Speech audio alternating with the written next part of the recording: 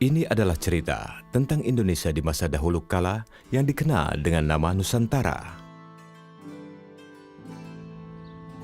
Sejak zaman lampau, Nusantara telah dikenal sebagai daerah penghasil rempah-rempah, komoditi utama dalam perdagangan internasional di masa itu.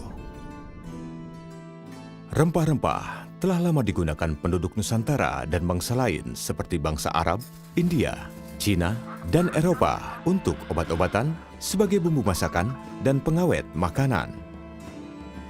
Wilayah penghasil rempah di Nusantara dapat dibagi dalam dua daerah produksi. Daerah pertama adalah di bagian timur, yaitu Kepulauan Maluku dan Kepulauan Banda, yang menghasilkan cengkeh dan pala. Sementara di wilayah barat, yang terdiri atas Pulau Sumatera, Jawa, dan Kalimantan sebagai daerah penghasil lada. Emporium atau pusat perdagangan terbesar pada masa itu adalah Malaka. Kota ini menjadi tempat bertemunya berbagai pedagang Nusantara seperti Banten, Makassar, Banda, dan Ternate. Emporium tersebut terintegrasi dengan jalur perdagangan Asia. Para pedagang dari Cina, Arab, dan India membawa komoditas tekstil dan porselen. Tingginya harga rempah di pasar dunia mendorong bangsa Eropa untuk membeli komoditas itu langsung dari daerah asalnya. Penjelajah Eropa menemukan jalur ke Nusantara dengan memutari Afrika melalui Tanjung Harapan. Bangsa Eropa yang pertama di Nusantara adalah Portugis pada tahun 1510. Tahun 1511 dipimpin Alfonso de Albuquerque. Portugis kemudian menaklukkan Malaka dan memonopoli perdagangan di sana. Para pedagang tidak lagi bisa berdagang bebas. Mereka pun akhirnya pindah ke pelabuhan dagang lain. Salah satunya adalah Aceh yang terletak di ujung Pulau Sumatera. Dalam catatan VOC, Aceh dikatakan sebagai kota terbuka dengan jalan lebar yang berawal dari pintu masuk kota hingga menuju langsung ke istana para raja. Di timur Nusantara, pusat perdagangan terletak di Pelabuhan Makassar. Awal abad ke-17 merupakan masa kejayaan bagi wilayah ini. Di pesisir Jawa, Banten menjadi pusat perdagangan lada dan berkembang menjadi kota pelabuhan besar. Wilayah ini disinggahi oleh para pedagang dari Jawa, Arab, dan Cina.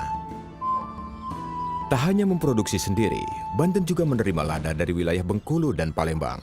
Hingga abad ke-19 tercatat 135 daerah penghasil lada untuk Banten. Pada tahun 1596, 4 kapal ekspedisi dari Belanda yang dipimpin oleh Cornelis de Houtman tiba di Pelabuhan Banten. Kedatangan de Houtman ke Nusantara diikuti oleh perusahaan dagang lainnya asal Belanda. Guna mencegah persaingan tidak sehat, pemerintah Belanda kemudian mendirikan VOC pada tahun 1602.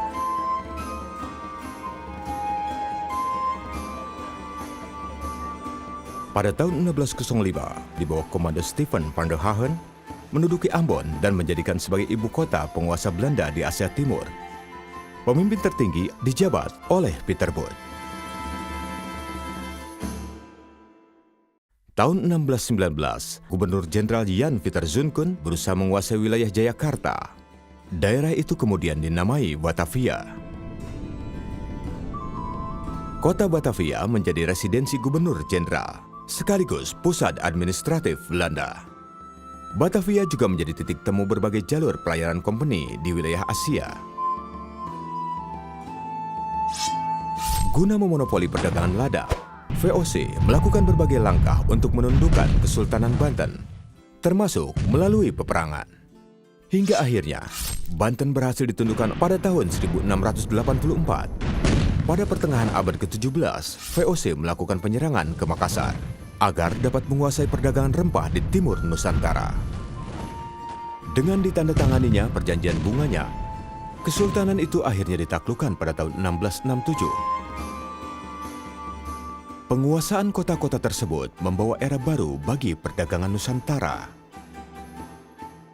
Pedagang Nusantara masih tetap melakukan perdagangan, hanya saja dengan rute yang lebih beragam.